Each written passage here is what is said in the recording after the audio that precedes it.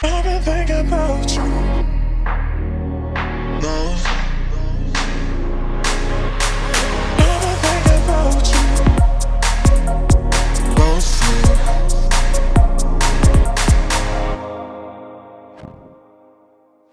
Hello à tous, hello mes Phoenix et bienvenue sur ma chaîne YouTube et bienvenue dans un nouveau Facecam. Ça faisait un petit moment avec les Reborn. On se retrouve aujourd'hui dans une vidéo super importante et une vidéo qui me tient particulièrement à cœur. On va parler de l'intimité dans les hôpitaux. Vous le savez, j'ai passé 5 mois à l'hôpital en comptant la réanimation, les soins continus, l'hôpital de jour. J'ai aussi repassé 1 mois et demi pour une réopération en 2016. Je m'étais fait réopérer au niveau du cou d'ailleurs, il faudra que je vous en parle dans une vidéo. Il faut que je le fasse. Donc oui, encore 1 mois et demi à l'hôpital pour une nouvelle greffe, une nouvelle opération. Sans compter les expériences dans les urgences, etc. Et en fait, ce que j'ai pu remarquer avec mon expérience, c'est que j'ai eu déjà un manque cruel de féminité, mais surtout d'intimité. Par rapport déjà à mon expérience à l'hôpital en général, je peux pas dire qu'elle a été mauvaise. J'ai eu, si je peux dire, la chance d'avoir été dans un hôpital militaire où il y a des meilleurs moyens qui sont mis à disposition et on le sait. J'ai moi-même plusieurs anecdotes là comme ça qui me viennent. Donc, par exemple, les infirmières qui sont de pas très bonne humeur, qui arrivent en criant parce que ça fait 2 fois que tu appuies sur la sonnette, mais en même temps, je sais pas, quand t'as envie d'aller aux toilettes, que tu peux pas te lever, à la limite t'es à 2 doigts de te faire pipi dessus si je peux dire. Donc t'appuies une fois sur la sonnette, elle vient pas, tu réappuies et à la deuxième fois on vient, on t'engueule, tu te dis mais il y a vraiment un problème. La deuxième anecdote qui me vient, qui est vraiment pour moi synonyme aussi d'un manque d'intimité cruel, c'est tout le corps médical qui rentre dans ta chambre d'hôpital sans toquer. Je veux dire, t'es quand même à la base dans ta chambre, tu peux être en train de faire n'importe quoi, tu peux être dénudé, tu peux être aux toilettes, tu peux être sous ta douche quand t'es autonome, et on rentre sans toquer. Ça m'est arrivé plus d'une fois d'être genre en culotte et c'est l'infirmier qui rentre ou l'aide-soignant et t'es là, tu te retrouves, enfin moi j'avais 16 ans, tu te retrouves face à un mec qui en a 25, 30 et t'es là, tu fais mais, enfin je sais pas, ça coûtait quoi juste de toquer et d'attendre genre un oui, tu vois, j'aurais pu juste remettre le drap sur moi et c'était réglé. Troisième anecdote, tu dors profondément, tu dors bien et c'est rare de faire des bonnes nuits à l'hôpital donc tu dors bien, t'es content. Mais à 7 heures, il y a la femme de ménage qui arrive, qui ouvre les volets et qui fait son ménage. Ou alors, 6 heures du mat, on vient, on te réveille, même pas un bonjour, on te réveille même pas tendrement, on t'allume la lumière, on te met la tension, on te fait des prises de sang. En fait, je comprends pas ce que ça coûte juste de prévenir, de dire bonjour, Julie, on va prendre la tension.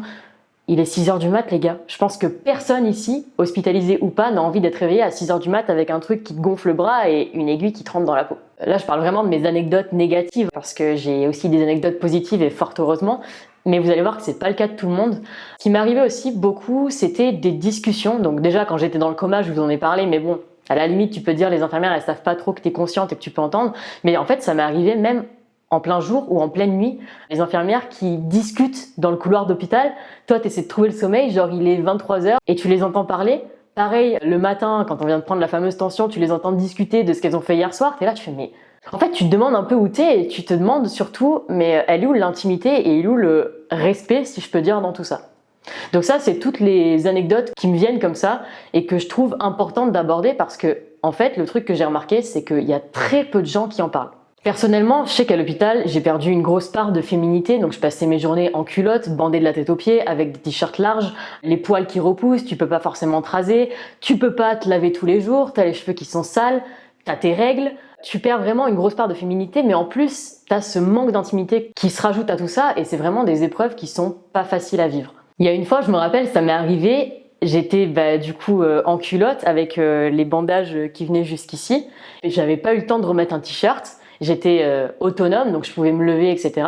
Je dormais et je me suis levée pour aller aux toilettes. Et du coup, j'étais genre quasi nue, quoi. J'avais juste une culotte, mes bandages sur les jambes et j'étais en mode topless. Tu vois, un peu comme quand t'es chez toi et que tu te balades toute nue, ça dérange personne. Oh. J'étais en train de marcher avec mes toilettes, ma salle de bain qui était là, donc j'étais face à la porte et là il y a la porte qui s'est ouverte. Enfin je sais pas, il devait être peut-être 1 heure du mat et je me suis retrouvée genre nez à nez avec 3 infirmières. Et j'étais là en mode ouais, mais non en fait, si t'avais toqué, ça serait jamais arrivé. Je me suis sentie super mal, hyper gênée en fait, et j'avais l'impression de plus avoir de pudeur du tout. Et c'est un peu traumatisant, surtout quand on a 16 ans. Donc pour avoir parlé, grâce aux réseaux sociaux, grâce à mes interviews télé, etc., avec des infirmières, avec le corps médical, avec des aides-soignants, ce qui revient souvent, c'est que le corps médical n'a pas le temps, manque de personnel dans le service, et ce qui peut expliquer que du coup ils sont pressés, ils sont énervés, ils n'ont pas le temps de dire bonjour, pas le temps de faire la discussion, pas le temps d'expliquer ce qu'ils vont faire. Mais en fait, je veux bien qu'on soit pas accompagné comme on le voudrait, qu'on peut pas avoir toutes les réponses à nos questions parce qu'on est nombreux et que le corps médical n'est pas assez. Mais je comprends pas en quoi toquer à la porte et attendre 2 secondes, juste un oui ou un non, genre en mode 5 minutes, non, 30 secondes. Tu fais une autre chambre, tu reviens après. C'est juste des petites choses qu'il faut dire. Mais le problème, je pense, vient d'un gros manque de communication puisque les patients sont dans un mood qui est hyper... on n'est pas bien en fait, on est hospitalisé, on est malade, on a eu un accident, on est dans un mood un peu seul, dépression, on n'a pas forcément envie d'expliquer au corps médical qu'on aimerait qu'il toque à la porte, on n'a pas envie de se les mettre à dos. Et à côté de ça, le corps médical du coup n'a pas forcément les bons retours et c'est pour ça que ça me tient particulièrement à cœur de faire cette vidéo et j'espère que ça pourra apporter des réponses tant au corps médical qu'aux patients. Il y avait une bouche. Étant donné le temps que j'ai passé à l'hôpital, vous avez été nombreux sur Instagram à me demander mes retours. Et souvent, c'est des personnes qui ont été hospitalisées pour la première fois, qui m'envoient des messages et qui me disent « Mais Julie, pour moi, ça s'est passé comme ça.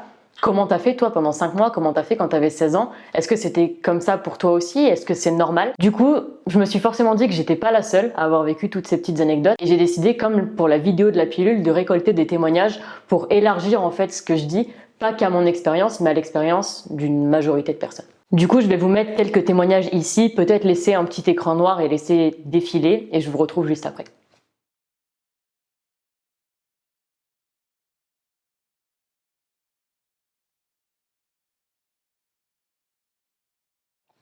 Ce qui revient souvent dans ces témoignages, c'est clairement le manque d'intimité. Donc le fait d'être dépossédé de son corps, de frapper sans rentrer. Et aussi souvent, aussi étrange que ça puisse paraître, les discussions dans la chambre.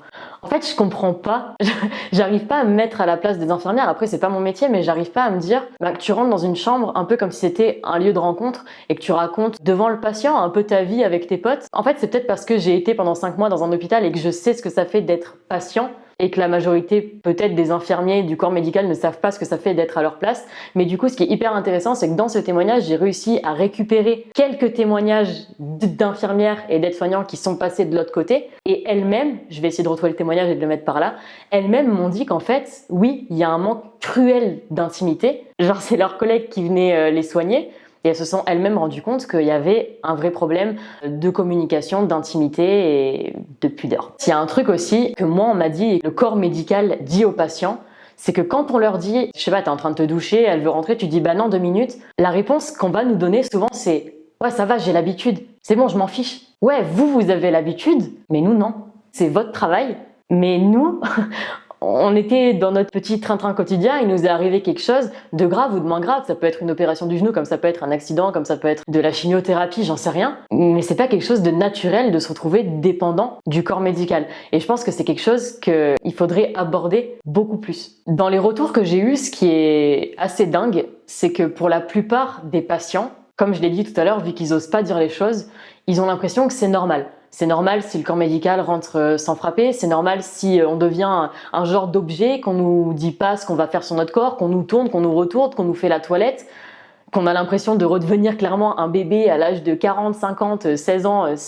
En fait, on a vraiment l'impression que c'est normal et on réalise souvent, quand on rentre chez nous, que ça l'était pas. C'est souvent cette phase en fait qui donne lieu à des témoignages qui sont beaucoup plus graves, limite des attouchements. On vient, on t'enlève le drap alors que pareil, t'as pas dit que tu voulais qu'on te voit dénudé. Je pense qu'il y a vraiment une communication de base mais qui est super importante à installer entre le patient et les infirmières, les aides-soignants, les chirurgiens, les médecins, etc. Dans les témoignages qu'on m'a donnés aussi, il y a souvent ces histoires de chambres à plusieurs. Donc ça peut être des chambres doubles, mais il y a aussi des chambres à 3, à 4. Ça, malheureusement, le corps médical en général ne peut pas faire grand-chose parce que ça, clairement, ça dépend des infrastructures, ça dépend de l'État et des moyens qu'il met à disposition à l'hôpital pour avoir des chambres simples ou non. Mais après, je pense qu'il y a des toutes petites solutions qui sont genre super simples. Par exemple, dans une chambre double, s'il n'y a pas d'autres moyens, s'il n'y a pas de chambre seule, pourquoi juste, je sais pas, genre 2 tringles, un rideau? C'est pas un truc de ouf, genre un petit paravent, je sais pas, il y en a à Maxi Bazar, ça coûte 3 €, tu mets un paravent et t'as déjà eu l'impression d'avoir récupéré un tout petit peu d'intimité. En fait, imaginez, pour ceux qui ont déjà été alités ou même pas du tout, mais enfin je vous explique, moi je sais qu'à un moment, je pouvais pas me lever, j'étais pas autonome, j'étais sondée. Une fois qu'on m'a enlevé la sonde, il fallait que je fasse pipi, genre, mais pour faire pipi, je pouvais pas aller aux toilettes. Donc, il fallait que les infirmières m'amènent une bassine. Imagine 2 secondes la scène où genre déjà, t'es avec des infirmières, on te lève les fesses quand t'es une fille, genre même pour les garçons, je crois que c'est ça aussi, on te met une bassine sous toi, on te remet le drap par-dessus, enfin des fois on te remet pas le drap et donc du coup t'es un peu genre en mode pump it up, les jambes écartées devant tout le monde. Mais imagine en plus de ça si t'as ton voisin de chambre qui est là et genre qui peut te regarder en mode hey, je sais pas, un minimum, ouais, un rideau, c'est déjà un petit pas. C'est pas grand chose, mais c'est déjà un petit pas. En fait, je veux pas faire une énorme généralité parce que forcément il y a des témoignages qui sont positifs, mais j'ai dû récolter quasiment 300 ou 400 témoignages et franchement, sans mentir, il y a au moins 90% de ces témoignages qui sont négatifs. Et qui sont négatifs de par une expérience dans le manque d'intimité. Ça revient très souvent sur des choses très intimes comme la douche, comme les selles. Je pense que c'est des tout petits trucs qu'il faut revoir.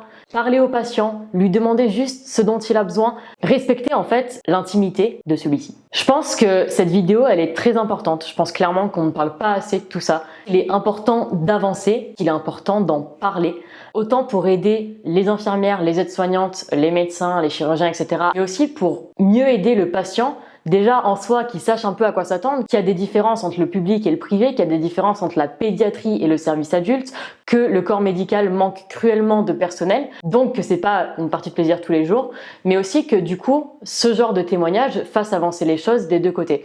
Et c'est pour ça que là, dans cette vidéo, j'aimerais beaucoup vous demander d'interagir en commentaire, que vous soyez patient ou que vous soyez du corps médical, de donner vos témoignages, de donner vos ressentis. Parce que je sais que ma vidéo où j'explique le coma artificiel, la vidéo où j'explique les séquelles du coma ou la dépendance aux drogues est visionnée dans les hôpitaux. Donc si cette vidéo est visionnée, les commentaires seront forcément lus. Et je vous demande tous ensemble qu'on témoigne un peu à notre manière. Je sais que c'est pas facile parce que du coup sur YouTube, vous témoignez pas forcément de manière anonyme comme dans cette vidéo. Mais c'est important et si jamais un jour vous vous êtes senti blessé à l'hôpital, si vous vous êtes senti brusqué, idem pour le corps médical. Si on témoigne tous ensemble, ça fera avancer les choses et c'est pour ça que je fais cette vidéo. Donc voilà mes phénix, je vous remercie grandement d'avoir regardé cette vidéo jusqu'à la fin, mais surtout de m'avoir donné autant de témoignages sur Instagram. Je m'y attendais pas et je m'attendais pas, j'avoue, à autant de retours négatifs. Il y en a des positifs, mais ça reste quand même assez flagrant. Donc j'espère que cette vidéo pourra aider du fond du cœur. Et vous le savez, je le répète encore, mais je suis reconnaissante à vie personnellement du corps médical qui s'est occupé de moi, du travail que vous faites, mais c'est juste une vidéo à titre informatif. On n'est pas là pour démonter les gens, on n'est pas là pour dire il faut faire ci, il faut faire ça, etc. C'est juste des conseils, des témoignages et si ça peut vous aider, si vous avez envie d'appliquer ces témoignages à votre travail, vous pouvez le faire. Et je vous fais plein de gros bisous. Merci d'avoir écouté cette vidéo et on se retrouve mercredi pour un prochain Reborn. Je vous fais des gros bisous. Je vous aime.